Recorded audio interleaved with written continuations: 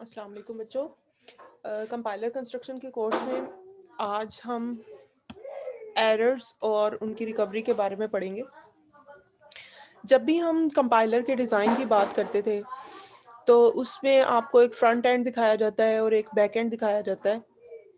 Front end के अंदर आपको मल्टीपल फेजेस दिखाए जाते हैं और हर फेज के साथ ही जब भी उसकी डायग्राम ड्रॉ करते थे हम, तो उसमें एक एरर्स का भी शो किया जाता था कि कंपाइलर जो है वो उन एरर्स को डिटेक्ट करेगा और उनको शो करेगा, यूजर को बताएगा।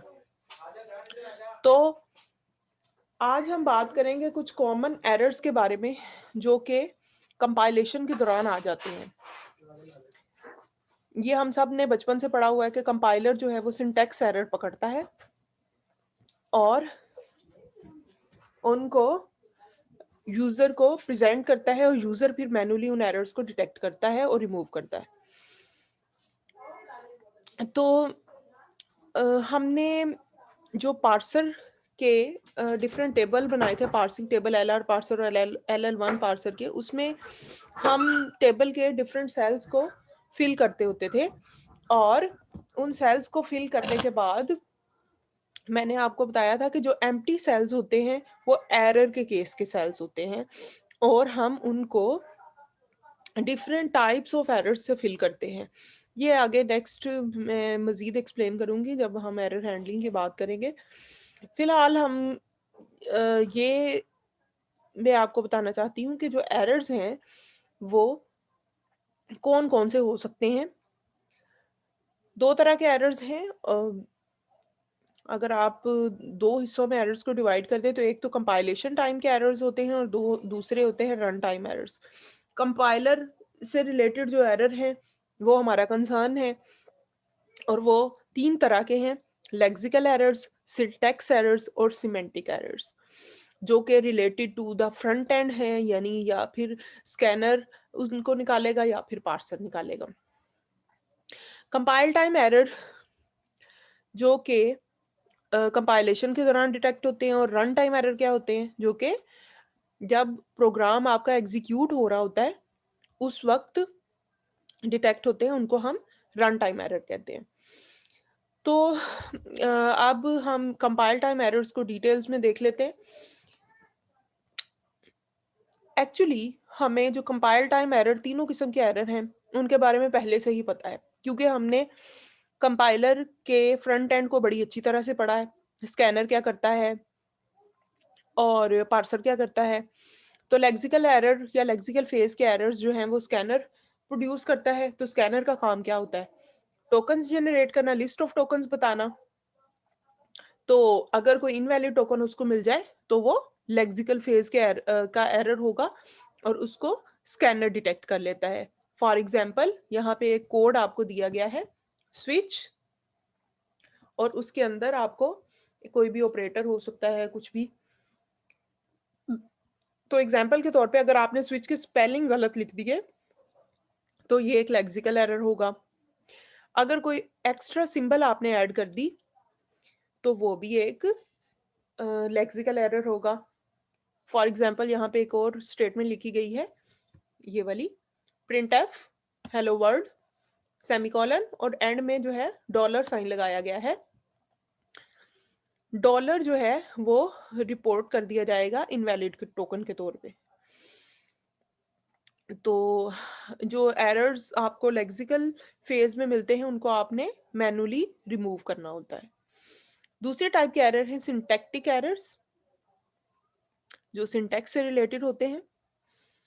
तो जैसे अभी पहले मैंने आपको बताया कि पार्सर जो है वो सिंटैक्टिक एरर्स और सिमेंटिक एरर्स पकड़ेगा। तो पार्सर हमने 2-3 तरह के पढ़े हैं: LL1 parser, recursive descent parser, LR1 parser. तो हमने इस तरह का एक पार्सिंग टेबल बनाया था जिसमें एक्शंस और गो टू स्टेटमेंट है और स्टेट्स है।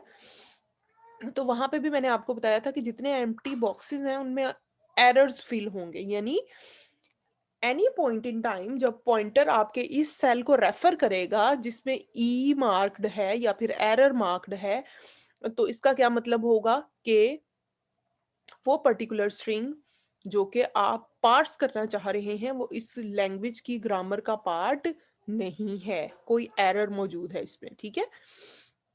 तो LR1 के लिए आप एक पार्सिंग टेबल इस तरह से बना लेंगे, जितने भी एरर्स आपने टेबल के अंदर फिल किए हुए हैं, उसमें से हर एरर की एक डिस्क्रिप्शन या फिर मैसेज जो यूज़र को शो होगा, वो आप यहाँ पे डिस्प्ले करवा देंगे।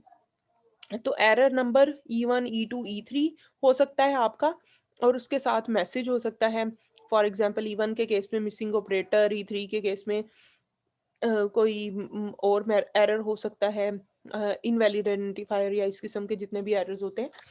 You need to fill up error table, यानी आपने हर एरर के लिए एक डिस्क्रिप्शन जो है लिखनी होती है ताकि यूज़र को डिस्प्ले की जा सके।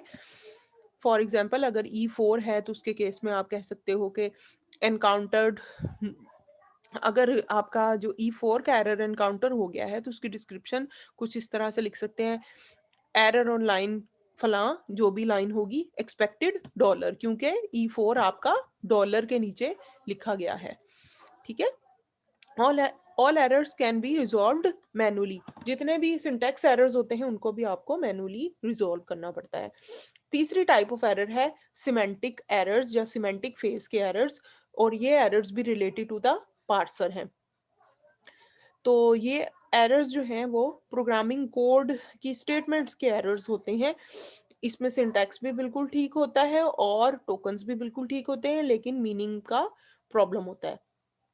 Int a of 10 comma b, आपने इंटीजर टाइप की दो चीजें डिक्लेयर की, एक जो है a एरे टाइप का और b एक वेरिएबल है। तो a is equal to b एक इनवैलिड स्टेटमेंट है, एक सिमेंटिक एरर है।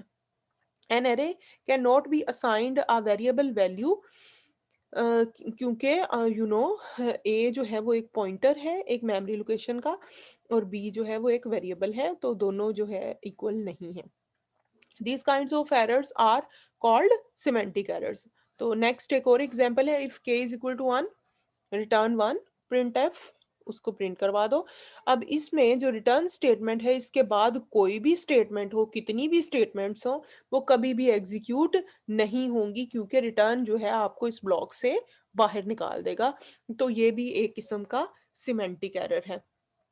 आज हमने देखा एरर्स, कॉमन एरर्स कौन कौन से होते हैं और कितनी किस्म के होते हैं।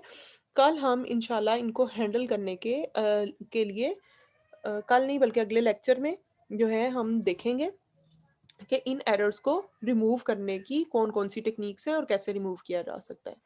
That's it for today. अल्लाह हाफिज़।